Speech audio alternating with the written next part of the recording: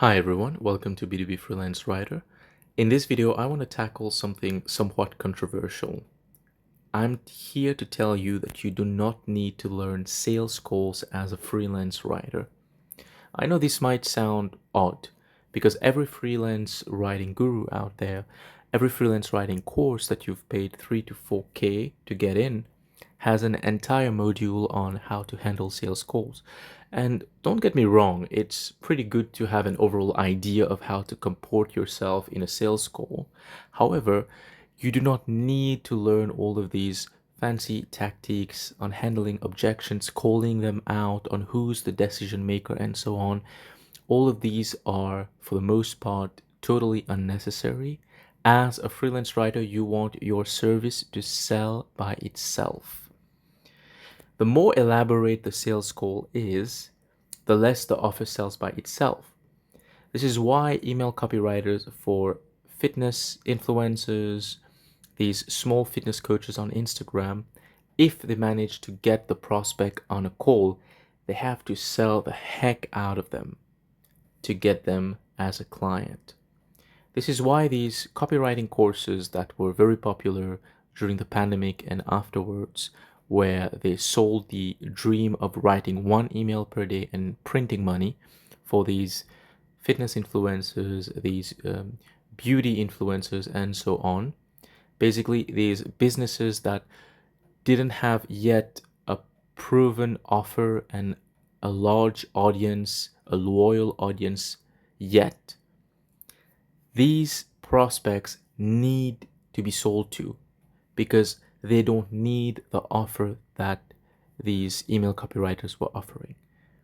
They don't need it. An email copywriter makes sense for, let's say, a fitness influencer who already has a large audience, already has a proven offer. Then that email copywriter can help the fitness coach multiply the results that they're already getting. That's when an email copywriter can get in. But these courses had to teach their students on getting really, really good at sales calls, like top 1%.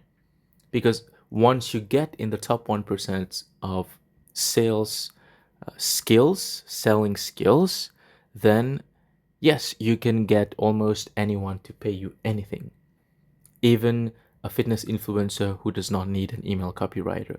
Absolutely.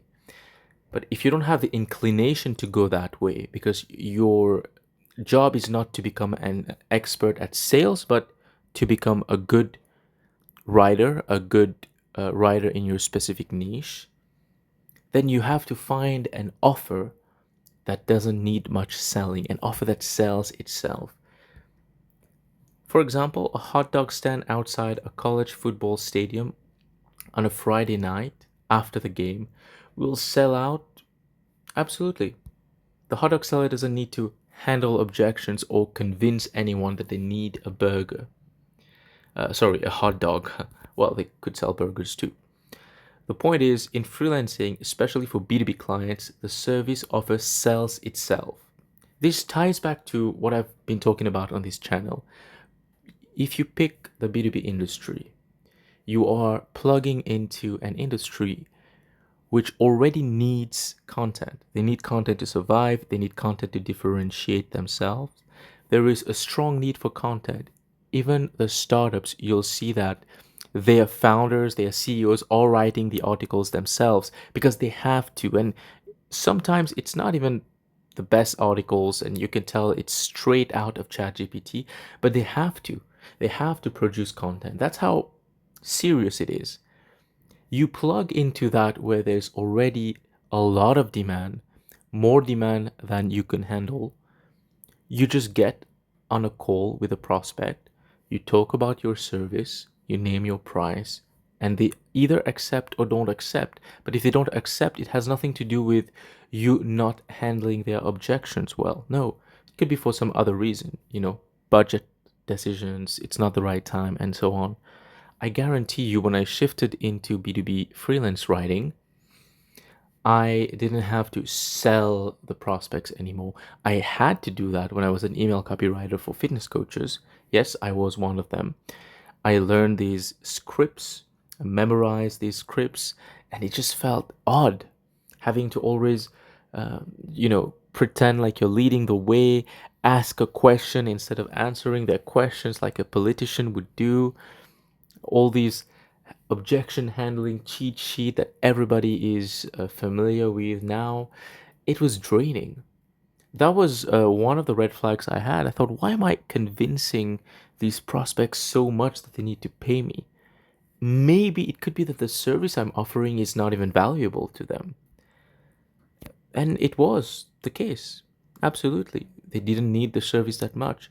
But with B2B clients, for content writing or even copywriting, email sequences is one of the things that is required for a lot of B2B companies, depending on the niche.